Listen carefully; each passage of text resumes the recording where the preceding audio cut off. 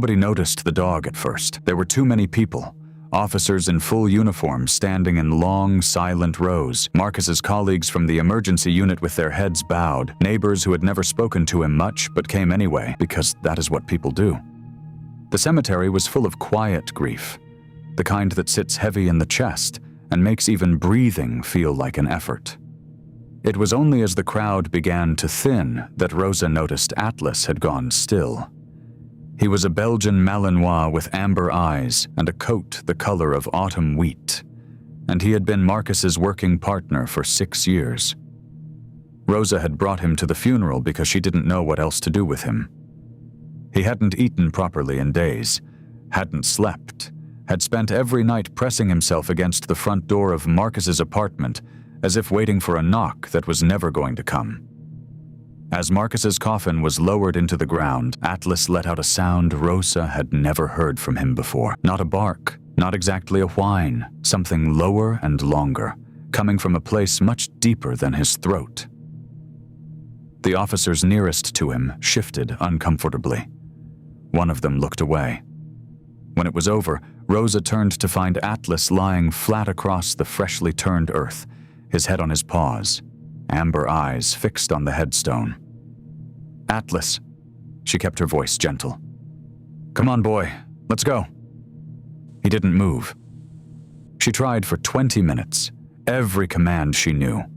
She unclipped his leash, and he simply lay there more comfortably without it. Eventually, she sat down beside him in the grass and stayed until the cemetery lights flickered on. She drove home alone that night, thinking about how much her brother had loved that dog and how completely, from the very beginning, it had been mutual.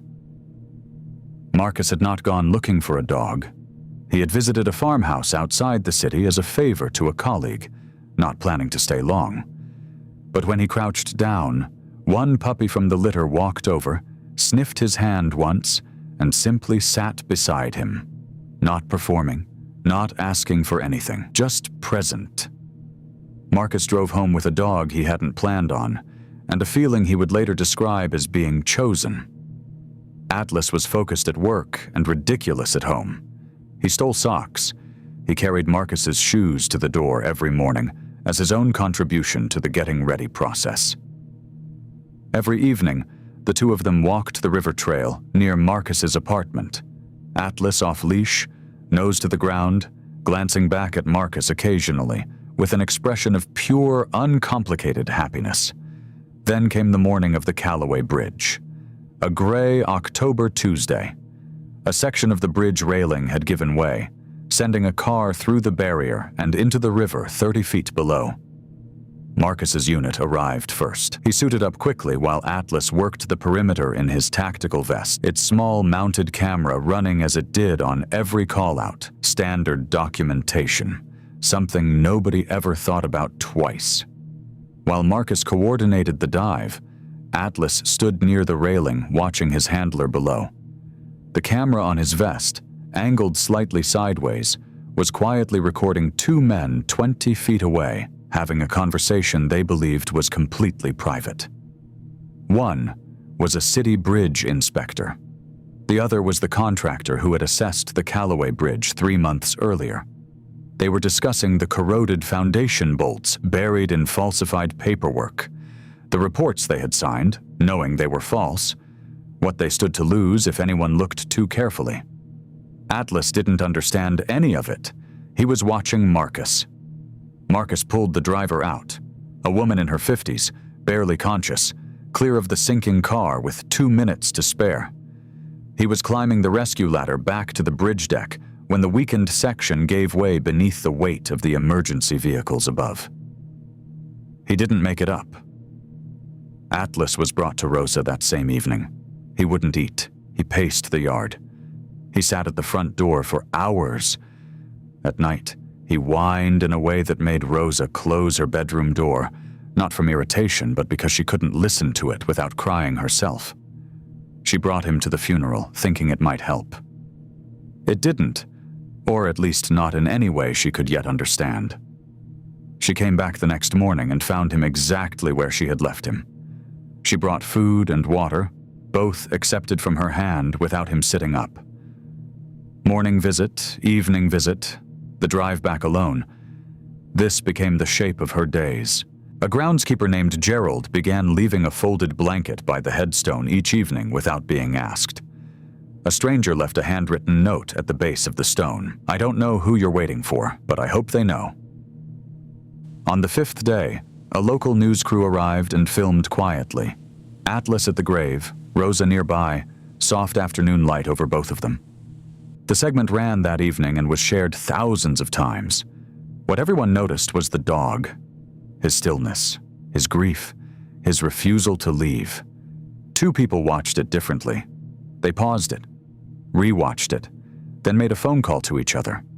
What they had seen in the close-up shot of Atlas was the small action camera still mounted to his tactical vest, 9 days after the Callaway Bridge, still there. Rosa noticed the change on the 9th morning.